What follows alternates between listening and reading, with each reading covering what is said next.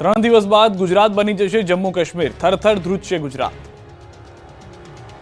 ગુજરાતમાં ઠંડીનો પ્રકોપ દિવસે ને દિવસે વધી રહ્યો છે। મોટાભાગના શહેર કાતલ ઠંડીની ઝપેટમાં આવી ગયા છે। જમ્મુ કાશ્મીરમાં હિમવર્ષાના કારણે ગુજરાતમાં ઠંડીનું મોજું ફરી વળ્યું છે। ઠંડાગાર પવનો ફૂંકાઈ રહ્યા છે। મંગળવારે ગુજરાતનું નલિયા 13.4 ડિગ્રી સાથે સૌથી વધુ ઠંડુગાર રહ્યું, તો રાજકોટમાં 14.8 ડિગ્રી તાપમાન નોંધાયું। અન્ય શહેરોમાં પણ 15 થી 17 ડિગ્રી આસપાસ તાપમાન નોંધાતા લોકો ગરમ વસ્ત્રોમાં લપેટાતા નજરે પડ્યા। નવેમ્બર પૂરો થવા આવ્યો ત્યારે શિયાળાએ અસલી મિજાજ બતાવ્યો, એટલે હવે કાતલ ઠંડીનો ઓરિજિનલ રાઉન્ડ શરૂ થશે। હવામાન વિભાગની આગાહી મુજબ ગુજરાતમાં ઠંડી હવે ધ્રુજાવી દેશે। 3 દિવસ બાદ ગુજરાતના તાપમાનમાં ઘટાડો થશે। 3 દિવસ બાદ તાપમાનમાં 1 ડિગ્રીનો ફેરફાર થશે। વેસ્ટર્ન ડિસ્ટર્બન્સના કારણે 1 થી 2 ડિગ્રી તાપમાન ઘટી શકે। તાપમાન ઘટતા 3 દિવસ બાદ ઠંડીનો ચમકારો વધશે। હાલ પૂર્વીય પવનો ફૂંકાતા હવામાનમાં વધુ ફેરફાર થવાની શક્યતા નહિવત છે। ટેકાના ભાવે મગફળી ખરીદ્યા બાદ સમયસર પૈસા ન મળતા હિંમતનગરના ખેડૂતો પરેશાન। આ વખતે મગફળીના ટેકાના સારા ભાવ મળતા ખેડૂતોમાં ખુશીનો માહોલ છે। ખાનગી માર્કેટમાં મગફળીના 900 થી 1000 રૂપિયા મળી રહ્યા છે, જ્યારે ટેકાના ભાવ 1356 જેટલા મળી રહ્યા છે। છતાં ખેડૂતો મજબૂર બની ખાનગી માર્કેટયાર્ડમાં મગફળી વેચી રહ્યા છે। તેનું એકમાત્ર કારણ છે મગફળીના મોડા પડતા પૈસા। ટેકાના ભાવે મગફળી વેચ્યા બાદ ખેડૂતોના જણાવ્યા મુજબ 20 થી 25 દિવસ બાદ પૈસા મળે છે, જ્યારે ખેડૂતોને હાલ નવી સિઝનની ખેતી કરવાની હોવાથી 20 થી 25 દિવસનો સમય રાહ જોઈ શકે તેમ નથી। જેથી હિંમતનગરમાં મજબૂર થઈ ખેડૂતો ખાનગી માર્કેટયાર્ડમાં મગફળી વેચી રહ્યા છે, કારણ કે ખાનગી માર્કેટમાં તેમને 2 થી 3 દિવસમાં પેમેન્ટ મળી જાય છે। તો આ તરફ મોટી સંખ્યામાં ખેડૂતોએ રજીસ્ટ્રેશન કરાવ્યા બાદ પણ ઉતારાના આધારે માત્ર અમુક મણ સુધીની જ મગફળી ખરીદી કરવામાં આવતી હોવાનો આક્ષેપ કરાયો છે। મહત્વનું છે કે હિંમતનગર માર્કેટયાર્ડમાં દરરોજ ટ્રેક્ટરની લાંબી લાઈનો લાગે છે। ખેડૂતો મોટી સંખ્યામાં મગફળી વેચી રહ્યા છે, પરંતુ નવા પાકનું વાવેતર કરવાનું હોવાથી ખેડૂતો ખુલ્લી બજારમાં મગફળી વેચી પૈસા હાથ વગા કરવા મજબૂર બન્યા છે। ત્યારે ખેડૂતોને સરકાર દ્વારા ઝડપથી નાણાં આપવામાં આવે તેવી માંગ ઉઠી છે। નસવાડી તાલુકામાં કેનાલ બની શોભાના ગાંઠિયા સમાન, 3 ગામના ખેડૂતો પરેશાન। છોટાઉદેપુરના નસવાડીના ગ્રામ્ય પંથકમાં કેનાલ છે, પરંતુ કેનાલમાં પાણીનું એક ટીપું પણ નથી। નસવાડી તાલુકાના ધનિયા ઉમરવા તળાવ છલોછલ ભરેલું હોવા છતાંય 3 ગામના ખેડૂતોને સિંચાઈનું પાણી મળતું નથી। છોટાઉદેપુર જિલ્લા પંચાયત સિંચાઈ વિભાગની માલિકીનું આ તળાવ 2 વર્ષથી છલોછલ ભરાઈ જાય છે, જ્યારે નસવાડીમાં સિંચાઈ વિભાગની કચેરી દ્વારા આની દેખરેખ રાખવામાં આવે છે। 3 વર્ષ પહેલા 80 લાખના ખર્ચે કેનાલો 5 કિલોમીટર બનાવવામાં આવી। ગત વર્ષે તળાવ ઉપર આવેલ કૂવાનું રિનોવેશન કરાયું, જ્યારે 4 વર્ષમાં 1 કરોડથી વધુનો ખર્ચ કરવામાં આવ્યો, પરંતુ 3 ગામોને આજે પણ સિંચાઈનું પાણી મળતું નથી। ત્યારે ખેડૂતોએ સિંચાઈ માટે વહેલી તકે પાણી આપવાની માંગ કરી। હાલ આ વિસ્તારમાં સિંચાઈ માટે બીજી કોઈ સુવિધા નથી, જ્યારે બોરના પાણીથી ખેડૂતો ખેતી કરે છે, પરંતુ પથ્થરવાળી જમીન હોવાથી પાણીની જરૂરિયાત વધારે રહે છે। ત્યારે કેનાલમાં પાણી છોડવામાં આવે તો સિંચાઈની સમસ્યા દૂર થઈ શકે છે। બનાસકાંઠાની કેનાલમાં ગાબડું પડતા ખેતરો પાણી પાણી। બનાસકાંઠા પંથકના ખેડૂતો માટે કેનાલ આશીર્વાદ રૂપ નહીં, પરંતુ અભિશાપ રૂપ સાબિત થઈ છે। એક સાંજે ત્યાં તીર તૂટે જેવી સ્થિતિનું નિર્માણ થયું છે। ભ્રષ્ટાચારીઓના પાપે નિર્દોષ ખેડૂતોને પાયમાલ થવાનો વારો આવ્યો છે। ફરી એકવાર બનાસકાંઠાના સરહદી વિસ્તારના કેનાલમાં ભ્રષ્ટાચારના ગાબડા પડવાનું શરૂ થઈ ગયું છે। બનાસકાંઠાના સરહદી વિસ્તારના કેનાલોમાં ગાબડા પડવાનો સિલસિલો યથાવત છે। ભાભરમાં વજાપુર જાણવાડા માઇનોર કેનાલમાં વધુ એક ગાબડું પડતા ખેડૂતોના ખેતરો ખેદાન મેદાન થઈ ગયા। કેનાલમાં મસમોટું ગાબડું પડતા ખેતરોમાં પાકનો સત્યાનાશ થઈ ગયો। સરહદી વિસ્તારોમાં કેનાલો પાણી ચાલુ થતા ગાબડા પડતા ખેડૂતોના જીવ અદ્ધર થઈ ગયા। ભાભરની વજાપુર માઇનોર કેનાલના ખેડૂતો માટે કઠણાઈની કેનાલ સાબિત થઈ રહી છે। ગાબડું પડતા પાણીનો વેડફાટ થયો છે। ગાબડું પડતા ખેતરોમાં પાણી ફરી વળતા ખેતરો બેટમાં ફેરવાયા છે। મહીસાગરમાં આદિવાસી હોવાનું પ્રમાણપત્ર ન મળતા આક્રોશ, 21 ગામના બાળકોએ કર્યો શિક્ષણનો બહિષ્કાર। મહીસાગર જિલ્લાના ખાનપુર તાલુકામાં વર્ષોથી આદિવાસી હોવાનું પ્રમાણપત્ર ન મળતા 21 ગામના લોકોએ વિરોધ કર્યો। 21 ગામના બાળકોએ શિક્ષણનો બહિષ્કાર કરી ખાનપુરના 21 ગામોના વાલીઓને પોતાના બાળકને શાળામાં જતા બંધ કર્યા। અનેક આંદોલનો કરવા છતાં પણ જાતિના દાખલા ન મળતા આ વખતે આદિવાસી લોકો અડગ રહી નવું આંદોલન શરૂ કર્યું છે। વાલીઓ દ્વારા પોતાના બાળકોને શાળામાં મોકલતા બંધ કરી દેવામાં આવ્યા। વાલીઓ દ્વારા પોતાના બાળકનો અભ્યાસ બંધ કરી દઈ સંપૂર્ણપણે ઘરે રહેવાની સૂચના આપી દીધી।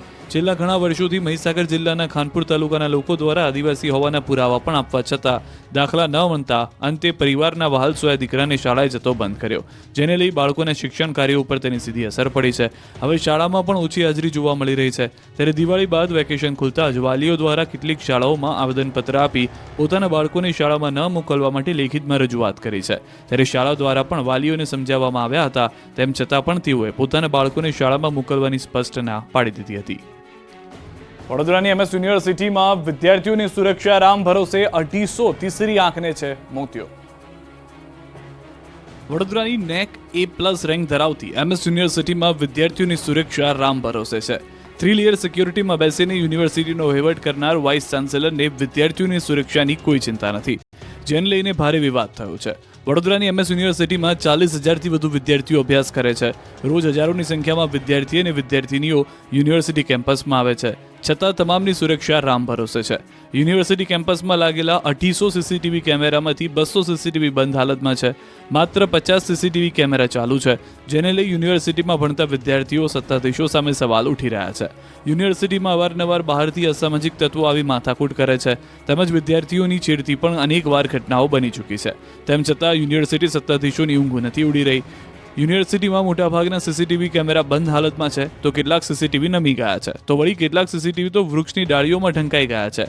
ત્યારે વિદ્યાર્થીઓની સુરક્ષા કરતા યુનિવર્સિટી સત્તાધીશોને પોતાની સુરક્ષાની વધુ ચિંતા હોય તેવું લાગી રહ્યું છે. ગાંધીનગરમાં બંધારણ દિવસની ઉજવણી. આજે સંવિધાન દિવસ છે. ગુજરાતમાં પણ સંવિધાન દિવસની ઉજવણી કરવામાં આવી. દેશના બંધારણના 75 વર્ષ પૂર્ણ થવા પર ગાંધીનગરમાં ઉજવણી કરવામાં આવી. ગાંધીનગરમાં બંધારણ દિવસની ઉજવણી નિમિત્તે પદયાત્રા યોજાઈ. આ પદયાત્રામાં મુખ્યમંત્રી ભૂપેન્દ્ર પટેલ પણ ઉપસ્થિત રહ્યા. ગૃહ રાજ્યમંત્રી હર્ષ સંઘવી, મંત્રી કુંવરજી બાવળિયા, કેબિનેટ પ્રધાન ભાનુબેન બાબરિયા સહિતના મહાનુભાવો કાર્યક્રમમાં ઉપસ્થિત રહ્યા. હાથમાં ભારતીય રાષ્ટ્રધ્વજ સાથે વાજતે ગાજતે પદયાત્રા યોજાઈ. સંવિધાન દિવસને લઈને બાબા સાહેબ આંબેડકરની CM પુષ્પાંજલિ અર્પણ કરી.